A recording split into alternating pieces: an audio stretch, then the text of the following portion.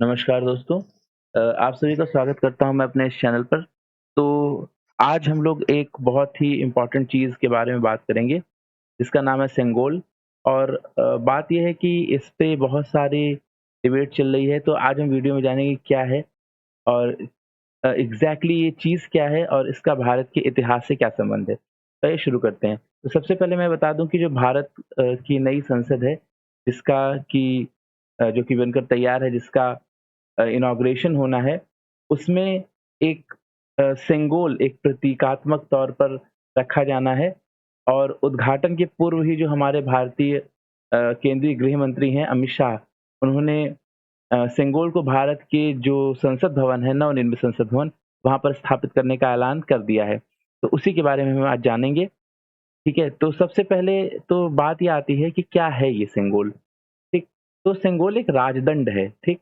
इसका इस्तेमाल चोल साम्राज्य में नए उत्तराधिकारी को सत्ता के हस्तांतरण के लिए किया जाता था। यानी जब कोई राजा अपनी सत्ता किसी दूसरे उत्तराधिकारी को, अपने उत्तराधिकारी को देता था, तो उसे प्रतीक के तौर पर ये सिंबल दे दिया जाता था। ये सोने का बना होता था, ठीक है? और ये दक्षिण भारत में इसका प्रचलन ज़्यादा था, तो इसको एक न्यायप्रिय शासन का प्रतीक और निष्पक्ष शासन का प्रतीक माना जाता था। अब देखो बात क्या है, ये कहा जा रहा है कि इसे सेंगोल जो है, इसे स्पीकर की सीट के बगल में स्थापित किया जाएगा। तो देखिए एक बात ये भी है कि ये हमारी हज़ारों साल पुरानी जो परंपरा है, उसको पुनर्जीवित करने का एक प्रयास है, आप इस तौर पर भी देख सकते हो, ठीक है? तो ये जो इतिहास है, कई इतिहासकार ये भी मानते हैं कि जो सेंगोल का इतिहास है, ये सिर्फ़ चोल राजवंश तक नहीं है। इसका संबंध जो है वो मौर्य काल और गुप्त काल से भी हो है। ठीक है? तो ऐसा नहीं कि सिर्फ़ दक्षिण भारत की ये परंपरा है, बल्कि उत्तर भारत के भी कई राजवंश इस परंपरा को फ़ॉलो करते रहे हैं। तो अब बात ये है कि ये तो पुरानी बात हो गई, ठीक है? अब इसका आज के जो हमारी उसमें है, उसमें क्या संबंध है इसका? तो उसमें संबंध ये है इसका कि जब भारत आज़ाद हो रहा था, तो सत्ता हस्तांतरण की जो कागज़ी कार्यवाही थी, वो पूरी हो रही थी लॉर्ड माउंटबेटन के द्वारा।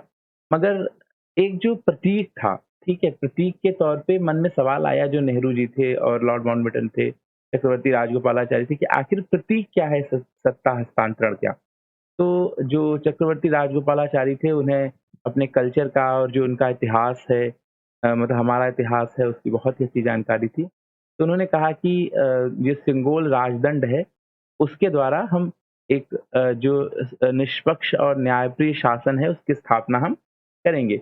तो उन्हीं के यानी चक्रवर्ती राजगोपालाचारी जी के सुझाव के अनुसार जौहरी था, उसने सोने के सेंगोल का निर्माण कराया। और उसके जो शीर्ष है, यहाँ पे आप देख सकते हो कि उसके शीर्ष पे नंदी जी विराजमान हैं, ठीक है?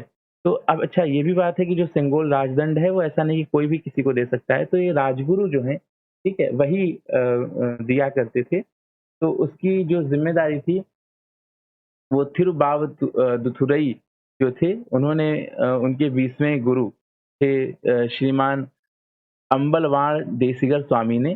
तो उन्होंने ये ज़िम्मेदारी उठाई थी। उनकी तबीयत खराब थी, मगर उन्होंने ज़िम्मेदारी उठाई, क्योंकि भारत की आज़ादी और एक परंपरा स्थापित करने का प्रश्न था।